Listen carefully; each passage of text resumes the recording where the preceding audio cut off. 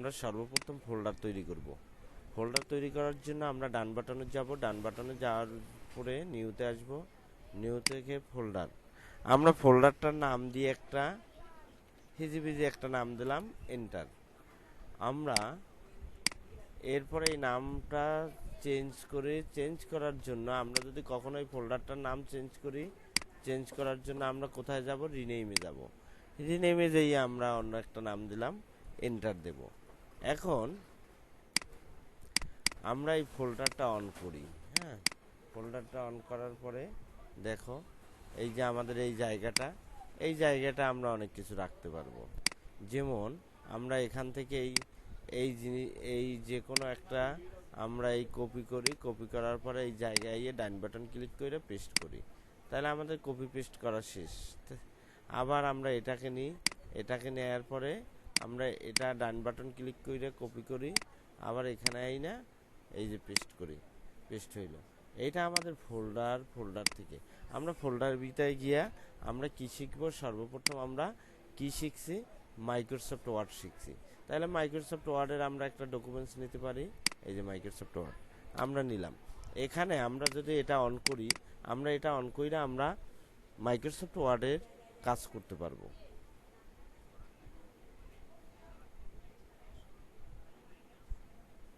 এই যে আমাদের মাইক্রোসফট ওয়ার্ডে কাজ করতে পারবো, এটা আমাদের ফোল্ডারের ভিতরেই থাকবে। আচ্ছা, এখন আমাদের মাইক্রোসফট ওয়ার্ড শেষে আমরা মাইক্রোসফট এক্সেল করব। আমরা এখান থেকে ডান বাটন ক্লিক কইরা এখানে আসব, নিউতে আসব, নিউ থেকে Excel worksheet, Microsoft Excel worksheet. আমরা মাইক্রোসফট এক্সেল ওয়ার্কশিট কিনে আমরা এভাবেও এক্সেল ওয়ার্কশিট করতে পারি। এই আমরা এখানে গিয়ে আমরা এক্সেল শিটটা আমরা ওপেন করি।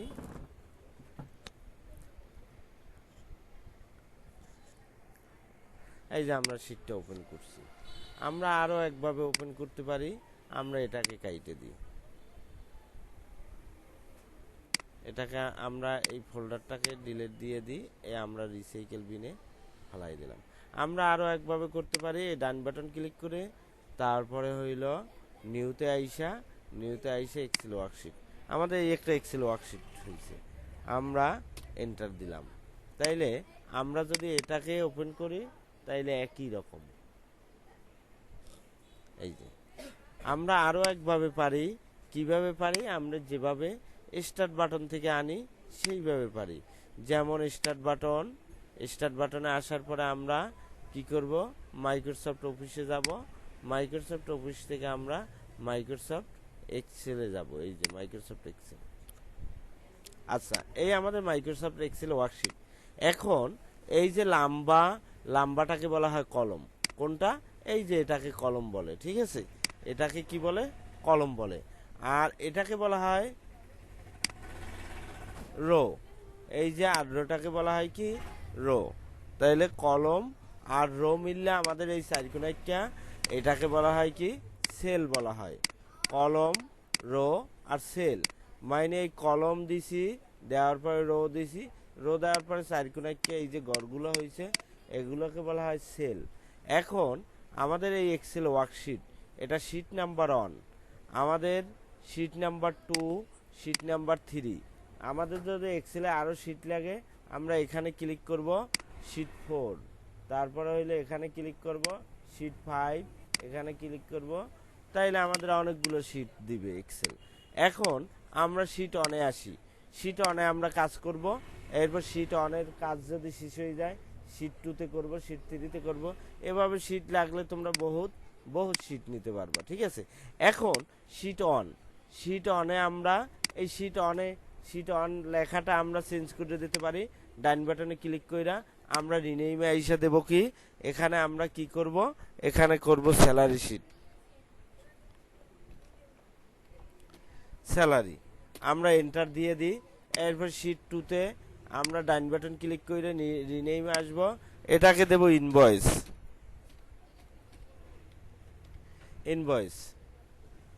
এন্টার দিলাম। দেখো তাইলে আমাদের শিট 1-2 নাম চেঞ্জ করে শিট স্যালারি শিট, যেটা আমরা কাজ করব সেটা দিতে পারি, ইনভয়েস দিতে পারি। তারপর আরো কিছু যদি রেজাল্ট শিট করতে এগুলোর নাম দিতে পারি। আমরা শিট 1-এ আসি। এখন শিটটা কত বড় আমরা দেখব। শীটটা হইল দেখো এই অন থেকে শুরু কইরা তোমরা রো বাটন এই যে 4টা অ্যারো বাটন আছে ডাউন অ্যারো বাটনে ক্লিক করো দেখো অনেক নাম্বার 10,000-এর উপরে নাম্বার আছে আবার আপ অ্যারো বাটন টিপলে জায়গায় ফিরে আসতে পারবা এখন এই গেল আমাদের লম্বা হ্যাঁ চওড়ায় আসি এই যে এই এ হইতে শুরু করে বি সি তাইলে আমরা একটু দেখি এদিকে কত বড় তোমরা একদিন না হয় অ্যারো বাটন টিপে এই যে রাইট অ্যারো বাটন টিপে দেখবা দেখো আগে হলে 1 সংখ্যা এখন আইছে 2 সংখ্যা এরপর আসবে 3 সংখ্যা তাইলে আমাদের একটা শীট অনেক বড় দেয় কারণ এক্সেলের কাজই হইলো অনেক বড় বড় যেটা অনেক বড় বড় একটা ফ্যাক্টরিতে 50,000 শ্রমিক থাকে 50,000 শ্রমিকের স্যালারি শিট করে দিতে হয় 10 মিনিটে তাইলে 50,000 শ্রমিকের নাম কি এই একটা শিটেই লিখতে হয় এর জন্য শিটটা বড় দেয় এক্সেলের শিট সবসময় বড় থাকে এখন এক্সেলের সুবিধাটা কি আমি বলি এক্সেলের সুবিধাটা দেখো এই আমরা অন ক্লিক করলাম তারপর 2 তে গেলাম আমরা তাইলে দেখো 1 থেকে 2 পর্যন্ত আমরা আসি সিলেক্ট করলাম কি করলাম 1 এর উপরে ক্লিক করে 2 পর্যন্ত তাইলে 1 আর 2 আমরা সিলেক্ট করছি না আমরা ফিল হ্যান্ডেলিং করব এই দেখো এই প্লাসটা কিন্তু মোটা যে কর্নারে ডাইন কর্নারে নিচে আসলাম চিকন হয়ে গেছে এখন লেফট বাটন টিপে ধরে তুমি টান দাও দেখো সেকেন্ডের ভিতরে আমরা 414 পর্যন্ত লিখছি একদম সিরিয়ালে তোমার ভুল যাইতে পারে কিন্তু কখনো এক্সেলের ভুল যাবে না তোমরা এই যে আরো স্ক্রল বার টিপে দেখো 1 2 3 4 তাইলে তো আমরা লিখলাম 1 আর 2 কিন্তু এগুলো কে লিখে দিয়েছে এক্সেল লিখে দিয়েছে দেখো আবারও দেখো অন তারপর 2 দেখো 1 হইতে 2 পর্যন্ত আমরা সিলেক্ট করি এই কর্নার ধরলাম দেখো এই কর্নার টিপে ধরে টান দিলাম দেখছো সেকেন্ডের ভিতরে 382 পর্যন্ত তাইলে এটা এক্সেলের সুবিধা আরো সুবিধা আছে কি দেখো সুবিধা হইল আমরা যদি শুধু একটা 1 লিখি শুধু একটারে ফিল হ্যান্ডেলিং করি দেখো সবই 1 হবে তাইলে আমরা যদি দেখো 1 পরে 3 ধরি তাইলে 1 হইতে 3 পর্যন্ত যদি আমরা ফিল হ্যান্ডলিং করি মাঝখানে 1 সংখ্যা রয়ে গেছে ওই মাঝখানে 1 সংখ্যা রয়েই যাইবে দেখো এই যে 1 3 5 মানে বীজের সংখ্যাগুলো এরপর 7 11 ঠিক আছে আচ্ছা আমরা যদি এখান থেকে 8 এরপর সিরিয়ালে 9 এই দেখো সিরিয়াল করে দিই তাহলে 1 থেকে 9 পর্যন্ত আর 9 এর পরে সব সিরিয়ালে আসবে দেখো সব 9 এর পরে সিরিয়ালে আমরা এটা ফিল হ্যান্ডেলিং করলাম এখন আমরা করব যোগ বিয়োগ আচ্ছা যোগ বিয়োগ আমি আগামীকাল আরবি টাইপিং দেখাবো আরবি যারা পারো আরবি উর্দু ফার্সি ওই টাইপিং দেখাবো কিন্তু এই কাজ আমারে করে দিতে হইবে ঠিক আছে আচ্ছা এখানে আমরা সমান সমান দিই সমান সমান দেওয়ার পরে আমরা এই যে 1 সিলেক্ট করলাম করার পর আমরা কি করব যোগ তাহলে যোগ দিলাম তারপরে এই 8 এখন 1 আর 8 কত হয় এন্টার দিয়ে আমরা 9 1 আর 8 কত হইছে 9 হইছে আমরা যোগ করছি কয়টা এই একটা সংখ্যারে যোগ করছি তাই না কি করছে আমরা এই একটা সংখ্যারে যোগ করছি না এখন দেখো এইগুলো এইভাবে যোগ হয়ে নামবে এইটাকে ফিল হ্যান্ডেলিং করো দেখো এই দেখো সব যোগ হয়ে নামবে গেছে দেখো আমরা যদি মাঝখান দেয়া এইটারে উঠেই দিই এরপর হইলে এটারে উঠেই দিই দেখো তাইলে কিচ্ছু না 0 হইল ওই দেখো 0 দেখছো আবার যদি এই জায়গায় দিই 50 ওই যে একবার যোগ করা আর এই জায়গায় দিই 50 দেখো এখানে কি হইল 100 ক্লিয়ার বুঝতে পারছো যোগ যোগ বুঝতে পারছো হ্যাঁ আমরা বিয়োগ দেখি সমান সমান দিবা দেওয়ার পরে এটা বিয়োগ এটা এন্টার এইটাতে এইটা বিয়োগ করলে -7 হয় এটা ফিল হ্যান্ডেলিং করো দেখো সব বিয়োগ করা হয়ে গেছে গুণে দেখো ক্লিয়ার বাগে আসো সমান সমান এটা গুণ এটা, এন্টার। দেখো তাইলে সব গুণ করা হয়ে গেছে। এই যে দেখো, এদিকে 0 হইল কেন? এক সংখ্যা গুণ হয় না, তার জন্য 0 হয়েছে। বাঘ, এটা এই বাঘ চিহ্ন, এটা এন্টার। এইটা ফিল হ্যান্ডেলিং করি, তাহলে সব বাঘ করা হয়ে গেল। এখানে লেখা উঠছে কে? এই এক সংখ্যা আর এক সংখ্যা নাই যে বাঘ হইবে। এই যেগুলো হয়েছে সেগুলো কিন্তু বাঘ করা হয়ে গেছে। অর্থাৎ তোমাদের ভুল হইতে পারে, কিন্তু এক্সেল কখনো ভুল করে না, ঠিক আছে? আচ্ছা, আমরা এটুকু বুঝলাম।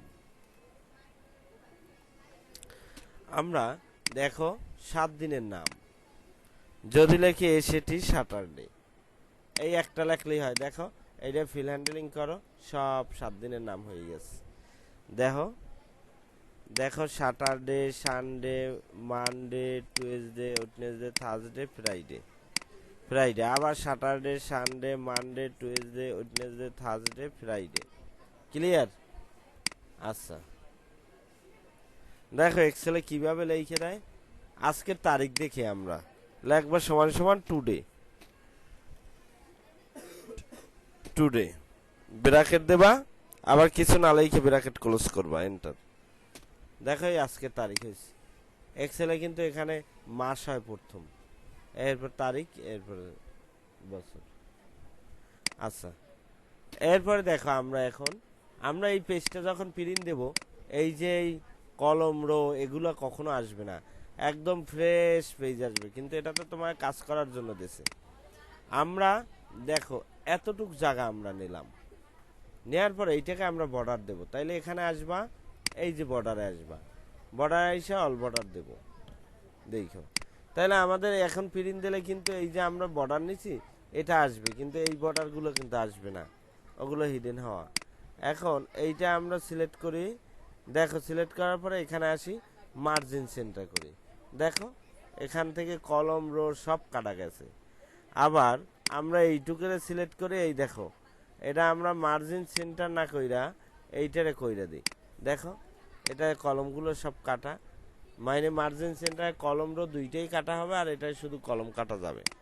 এখন আমরা কি করব, এটাকে কালার করি। এটা সিলেক্ট করবা।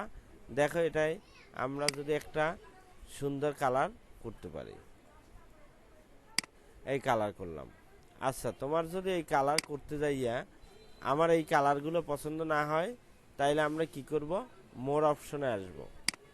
মোর অপশনে আসার পরে দেখো এই সুন্দর সুন্দর কালার, তুমি এই কাস্টমে গিয়ে কালার বানাইতে পারবা। এই এখান থেকে আমি বানাইলাম, দেখো ওই যে কালারটা বানাইছে সেইটা হয়েছে। এইটা সিলেক্ট করে কোথায় যাবা, এখানে যাবা, মগে যাওয়ার পরে এখানে আসবা। এই স্ট্যান্ডার্ডের ভিতরেও কালার আছে, এটা নেই, এইটা নিলাম। দেখো এখন আমরা এটার উপরে লিখি আমাদের প্রতিষ্ঠানের নাম, এসটি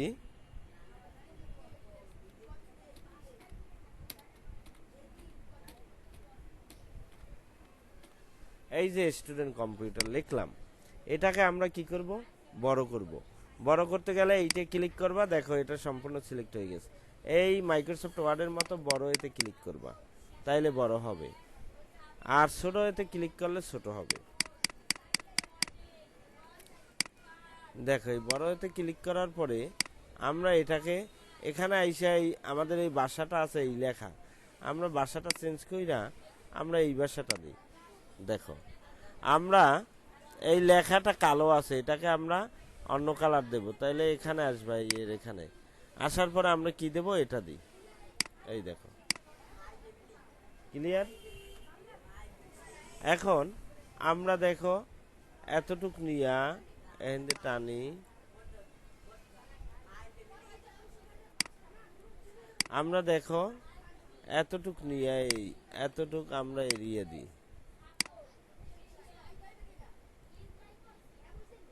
এইটুক সিলেক্ট করলাম। দেখো সিলেক্ট করার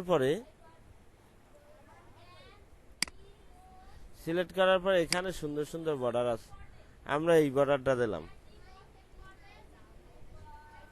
এইটা দিলাম। আমরা এই সম্পূর্ণ যেটুক সিলেক্ট করছি এটুকুরে আমরা অনেক কালার করতে পারি। আমরা এটুকুরে এই কালার করে দিলাম। কোন কালার? এই কালার।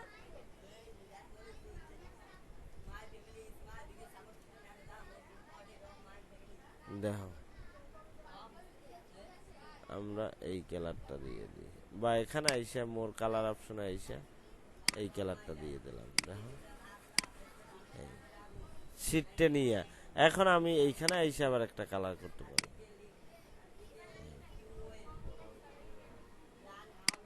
এই কালার নিলাম। আবার তুমি এটারে আর একটা কালার করতে পারো। আবার তুমি এই লুক সিলেক্ট করে আর একটা কালার করতে পারো। দেখো সুন্দর একটা শীট হয়েছে না? তাইলে আমরা কি কি দেখলাম? যোগ বিয়োগ দেখলাম, কিভাবে শীট তৈরি করে, কিভাবে কালার করে, এগুলো আমরা দেখলাম। এইভাবে সেম কালকে কইরে দেবে। কিন্তু এখানে কিন্তু অনেক কাজ, অনেক কাজ। যোগ বিয়োগ ভাগগুণ, ফিল হ্যান্ডেলিং করা, এরকমের শীট করা, এইগুলো আমাদের কালকে কইরে দেবা। এখানে কিন্তু অনেক কাজ, ঠিক আছে।